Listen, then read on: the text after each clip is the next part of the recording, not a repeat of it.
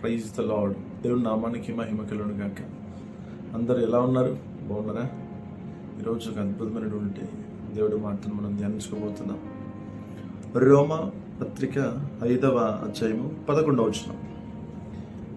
అంతేకాదు మన ప్రభువైన అయిన యేసుక్రీస్తు ద్వారా మనము దేవుని యందు అతిశయపడుచున్నాము. ఆయన ద్వారానే మనము ఇప్పుడు సమాధాన స్థితి పొంది ఉన్నాము. హల్లెలూయా, మహిమ కలుగును గాక. ఆయన ద్వారా మనం ఇప్పుడు సమాధాన స్థితి పొంది ఉన్నాం. హల్లెలూయా. నువ్వైనా నేనైనా ఈరోజు ప్రశాంతంగా సమాధానముగా ఉన్నాము అని అంటే కేవలం పరలోక గవర్నమెంట్ ద్వారానే మనం సమాధానం ఉన్నాం. హల్లెలూయా. ఇదంతా రావటానికి గల కారణం ఏంటంటే సమాధానకర్త అయిన యేసుక్రీస్తు మన మధ్యలో ఆయన జోక్యం చేసుకున్నాడు. తండ్రికిని మనకును ఉన్నటువంటి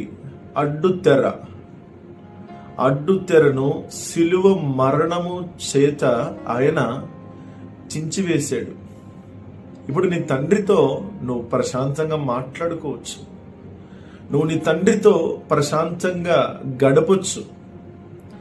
నీకు నీ తండ్రికి ఏ పాపము అడ్డుగా లేదు. నీకు నీ తండ్రికి ఏది అడ్డుగా లేదు. అన్ని గోడలు కూల్చబడి ఉన్నాయి.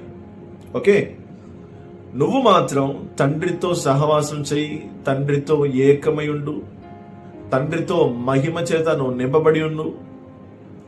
అద్భుతమైనటువంటి శక్తి చేత నువ్వు నడిపించబడతావు. హల్లెలూయా.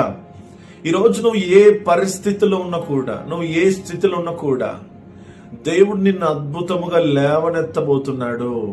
నీ తండ్రి దగ్గర నువ్వు వెళ్ళటానికి నువ్వు భయపడాల్సిన అక్కర్లేదు. నువ్వు పాత నిబంధన భక్తుడివి కాదు. అప్పుడు యెహోవా దేవుడు రాగానే ఒక భయం, వణుకు పుట్టేది. కానీ ఇప్పుడు నీలో ఆయన సమాధానముగా నీలో ఉన్నాడు. ఆయన సమాధానకర్తగా నీలో ఉన్నాడు. పరిశుద్ధాత్ముడిగా నివసిస్తున్నాడు. నువ్వు ఆయన మందిరమై ఉన్నావు, ఆయన ఆలయమై ఉన్నావు, ఆయన మందసమై ఉన్నావు. ఆయన యాజక సమూహముగా నేను నడిపించబోతున్నాడు. ఈరోజు నువ్వు ధైర్యంగా ఉండు, మహిమ చేత నడువు, మహిమ చేత నిలబడు. అద్భుతమైనటువంటి అభిషేకము చేత నేను నడిపించబడబోతున్నావు. ధైర్యంగా నిలబడి నేను నడుము కట్టుకో. పరిశుద్ధాత్ముడు నిన్ను లేవనెత్తబోతున్నాడు. పరిశుద్ధాత్మ దేవుడు నిన్ను అద్భుతంగా నడిపించబోతున్నాడు. హల్లెలూయా. ఈ రోజే నీ జీవితాన్ని